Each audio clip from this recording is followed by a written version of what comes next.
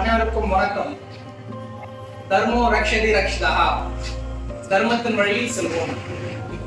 இன்னைக்கு நம்ம பார்க்கக்கூடிய தலைப்புல என்னன்னு பாத்தீங்கன்னா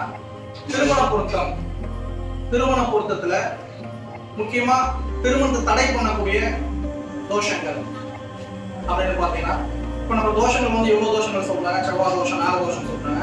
இதெல்லாம் தாண்டி விஷக்கன்னிகா தோஷம்னு ஒன்று இருக்குங்க. இந்த விஷக்கன்னிகா தோஷம் அப்படின்னு என்னன்னு பாத்தீங்கன்னா, அதாவது திருமண பாவங்களான ஒன்னாம் பாவகம், இரண்டாவது பாவகம், கலத்திர பாவம் சொல்லக்கூடிய 7வது பாவகம், ஆயுஸ்தானம் அல்ல மாங்கல்யஸ்தானம் சொல்லக்கூடிய 8வது பாவகம், இந்த பாவங்கள் கெட்டு, இந்த பாவக அதிபதிகளும் கெட்டு, இது கூட சுக்கிரனும் பலம் இழந்த நிலையில் இருந்தா இந்த விஷக்கன்னிக தோஷம் ஏற்படுங்க. இந்த தோஷம்ன்றது குறிப்பா பெண்களுக்கு அதிகமா இருக்குங்க. இந்த தோஷத்தோட தாக்கம் என்னன்னு பாத்தீங்கன்னா, திருமணம் நடைபெறாது, அப்படி நடைபெற்றாலும் நீண்ட நாள்கள் வந்து நிலைக்காது. இதுதான் இந்த தோஷத்தோட தாக்கம்.